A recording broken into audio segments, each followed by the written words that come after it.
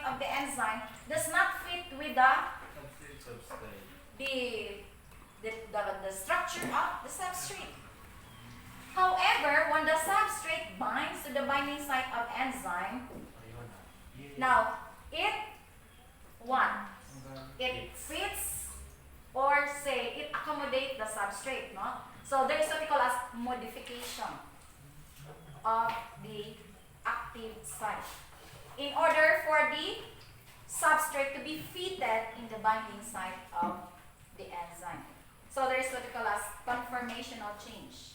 There is what we call as change in the conformation of the binding site of the enzyme to accommodate the substrate. So there would be product formation. So like for example, at first, muramog si Tom and Jerry. Na, siguro mo away. So pag sila yung away, pangit ni mo ay, kamilad ni mo. Bumaday ka. Then later on, gentleman. Number na, nahinay-hinay, gradually na, open up na ni mo yung mind. Uy, caring, maday ni siya. Walang ganon, ma'am. So, na-turn on. We call it induced fit. Na-develop. Imagination na natin. Okay? Imagination na natin. So you can understand what is this induced fit model all about.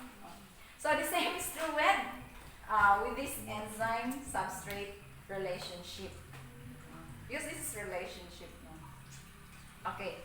Now there are times when the active site does not fit with the structure of the enzyme, but when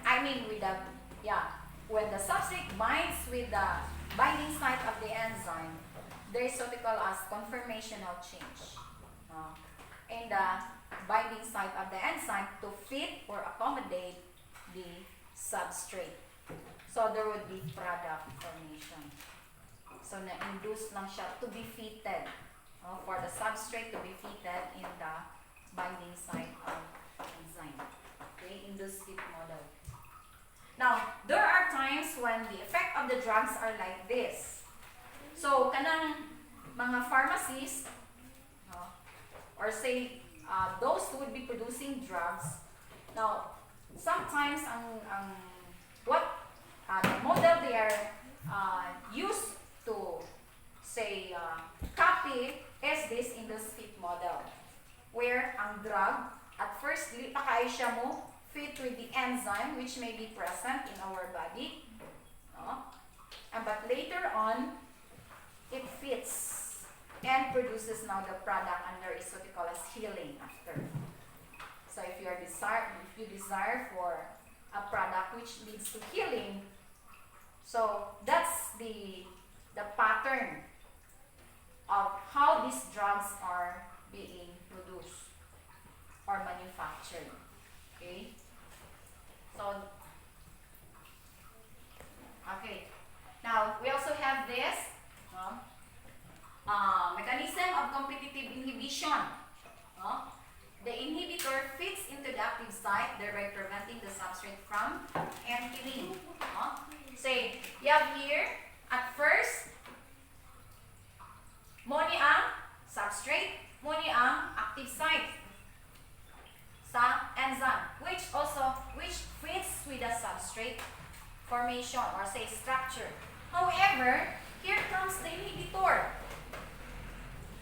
Nag-una siya bind with the active site of enzyme. They have the same binding site. So, naunahan, ang resulta, displaced na ang substrate.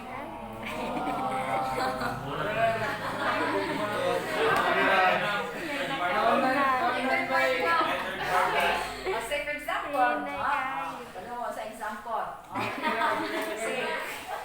si Mr. I say, si gentleman na court sa girl. Si girl di pa. Kuan pa. Strict down parents. Study first naman. Strict down parents. Here comes the inhibitor. Active kayo. Wala pa siya gi-invite. Nakabind na.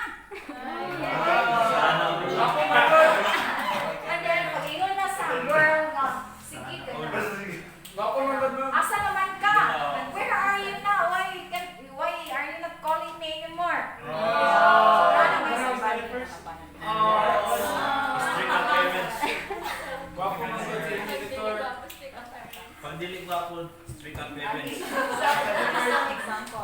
Pag gwapo and single, ready to mingle. Okay. Now, in drug manufacturing class, sometimes this model is being used. Now, say for example,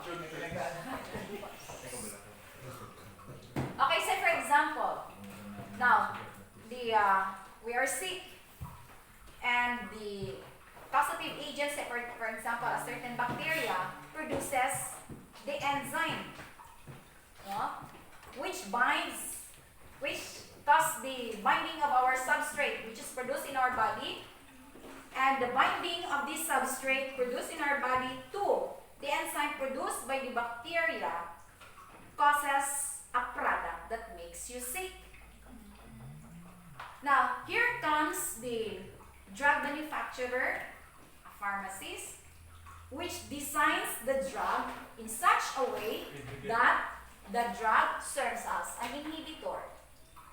That the action of the drug, or the molecular action of the drug, is to inhibit the binding site of this particular substrate that will, of course, inhibits the binding site of this substrate to this particular active site of enzyme. So there is no product formation that makes you sick, and that contributes healing. So that is also one principle or mechanism used in drug formation. So sometimes ang drug, one of the active ingredients of the drug, serves as the inhibitor of that particular substrate to the binding site of the enzyme. Okay? Okay. Now, kani siya, non-competitive inhibition. Now, si non-competitive inhibition, now, here comes the binding site of the enzyme for a particular substrate. Fit. So the substrate form fits to the active site of the enzyme. Now, when the substrate binds to the active site, at first fits, then there is product formation. However, when the non-competitive inhibitor binds to the place other than the binding site of the enzyme, then that inactivates or slows down the activity of the enzyme. So, ang resulta later on, no chemical reaction. Wala na. Okay, so for example, si Kanisha, mo ni si husband, mo ni si wife. So at first, okay pa kaayo, kay magubang na ninyo. Okay, so they live together. Okay, happily. However, si ni bind Third siya. party. Pitingala na ang wife. Dili naman siya that kuan kanang si tawag anak. Caring. Dili naman. Wala na. Yung bugnaw na siya. Bugnaw na. Bugnaw pa simod. Murag patay na. Okay, murag patay na lang. Why? Because that inhibits or slows down the activity of the enzyme, the binding of this non-competitive inhibitor. Now, some drugs effect are also like this.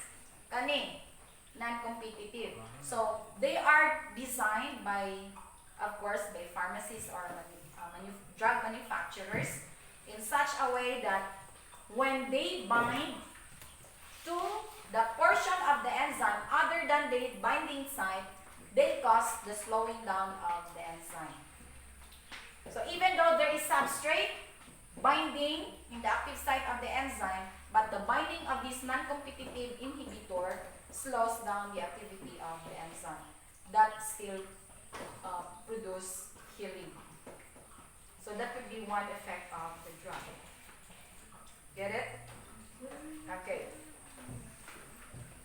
So this is now the overall or the summary of the mechanism of the action of the enzymes for the non-competitive and non-competitive inhibitor. So when we increase the substrate concentration. Okay, the same thing happens. So there is now what we call as plateau, or the maximum rate of chemical reaction. Even though you keep adding more of this concentration of the substrate, you cannot increase anymore the rate of chemical reaction. So the same way this adding of this non-competitive inhibitor and competitive inhibitor. Naghihapon sila plateau. Call that. Okay. Now both the lock and key model and the speed model emphasize the shape,